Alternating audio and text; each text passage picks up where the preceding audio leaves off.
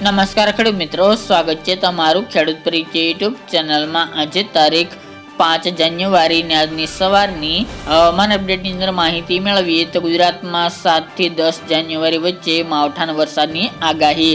તો western disturbance અને અરબી સમુદ્રની અંદર લો પ્રેશર સિસ્ટમ સક્રિય બનતા ગુજરાતમાં થશે માવઠું। તો ગુજરાતના કયા જિલ્લાની અંદર માવઠાના વરસાદની સંભાવના છે તેની અપડેટ મેળવીશું। સાથે જ આવનાર દિવસોમાં ઠંડી કેવી જોવા મળશે, તાપમાન કેટલું રહી શકે છે તેની પણ અપડેટ આપણે આ વિડીયોની અંદર મેળવીશું। ચેનલમાં નવા હોય તો ચેનલને સબસ્ક્રાઇબ કરી દેજો અને વિડીયોને લાઈક આપીને શેર કરી દેજો। ખાસ કરીને મિત્રો 7 તારીખથી ગુજરાતના હવામાનમાં પલટો આવશે, કારણ કે અરબી સમુદ્રમાં અત્યારે એક લો પ્રેશર સિસ્ટમ સક્રિય બની ચૂકી છે અને તે દક્ષિણ ભારતના વિસ્તારમાંથી ઉત્તર પશ્ચિમ દિશા તરફ આગળ વધી રહી છે। સાથે જ 7-8 તારીખ દરમિયાન એક વેસ્ટર્ન ડિસ્ટર્બન્સ પણ ઉત્તર ભારતના વિસ્તારમાંથી પસાર થવાનું છે। આ બંને સિસ્ટમને કારણે રાજસ્થાન અને જોધપુર આજુબાજુના વિસ્તારની અંદર એક ટ્રફ સર્જાશે। આ ટ્રફને કારણે ગુજરાતમાં વરસાદની સંભાવના દેખાઈ રહી છે, જેમાં 7 તારીખ દરમિયાનથી વાતાવરણમાં પલટો આવશે। ગુજરાતના અનેક વિસ્તારની અંદર વાદળછાયું વાતાવરણ જોવા મળી શકે છે અને 8 અને 9 તારીખ દરમિયાન ગુજરાતની અંદર હળવા મધ્યમ વરસાદી ઝાપટા નોંધાય તેવી સંભાવના દેખાઈ રહી છે।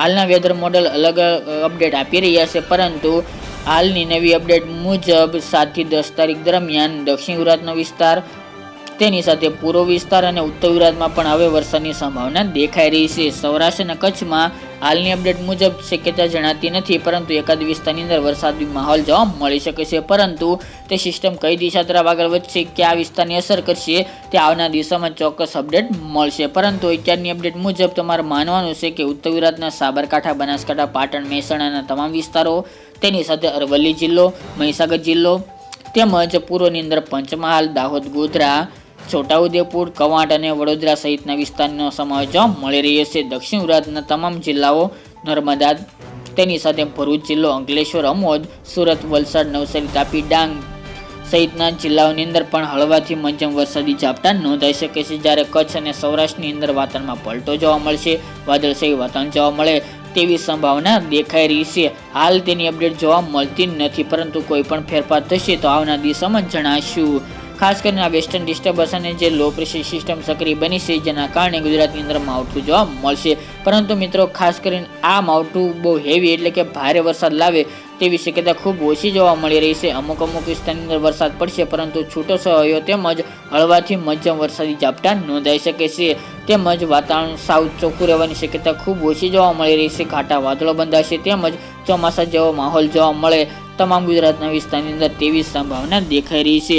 અત્યારે ખાસ કરી મિત્રો સિસ્ટમ તો સક્રિય બની ચૂકી છે અને ઉત્તર પશ્ચિમ દિશા તરફ આગળ વધી રહી છે।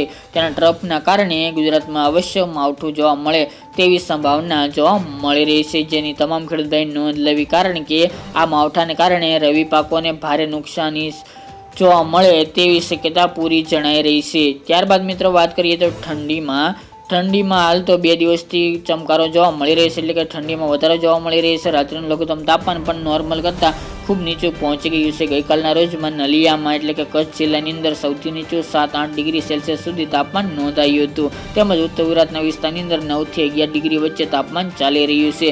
આવી જ રીતે 7 તારીખ સુધી ગુજરાતની અંદર તાપમાન ઘટેલું જોવા મળશે। ત્યારબાદ વાતાવરણમાં પલટો આવવાને કારણે ગુજરાતનું ફરીવાર તાપમાન ઊંચું જવાની શક્યતા દેખાઈ રહી છે। આવનાર 2 દિવસ હજુ કડકડતી ઠંડી જોવા મળશે। ખાસ કરીને અત્યારે કચ્છ અને ઉત્તર ગુજરાતમાં કાતિલ ઠંડી અમુક વિસ્તારની અંદર જોવા મળી રહી છે, કારણ કે ત્યાં તાપમાન 10 ડિગ્રી કરતાં પણ નીચું પહોંચી ગયું છે। જેમાં હજુ 2 દિવસની વાત કરવા જઈએ તો જેમની અંદર ખાસ કરીને ઉત્તરના સાબરકાંઠા, બનાસકાંઠા, પાટણ, મહેસાણા અને અરવલ્લી, જેમાં થરાદ હોય, ધાનેરા, થરા, પાલનપુર, ડીસા, આબુ, અંબાજી, ખેડબ્રહ્મા, રાધનપુર, સતલાસણા, પ્રાંતિજ, હિંમતનગર સહિતના વિસ્તારની અંદર તાપમાનનો પારો 9 થી 11 ડિગ્રી સેલ્સિયસ સુધી સૌથી નીચું જોવા મળશે। જ્યારે કચ્છના અડેસર, નલિયા, ભુજ, રાપર, ધોળાવીરા સહિતના વિસ્તારની અંદર પણ તાપમાન 10 ડિગ્રી કરતાં પણ નીચું જોવા મળે તેવી શક્યતા અમુક વિસ્તારની અંદર જોવા મળી રહી છે। ખાસ કરીને મિત્રો ધીરે ધીરે તાપમાન હવે નીચું આવી રહ્યું છે, પરંતુ વાતાવરણમાં પલટાને કારણે ફરીવાર તાપમાન ઊંચું જાય તેવી શક્યતા દેખાઈ રહી છે। તો મિત્રો આ ત્યાંની વહેલી સવારની અપડેટ, ફરી એક નવા વિડીયો સાથે મળીશું।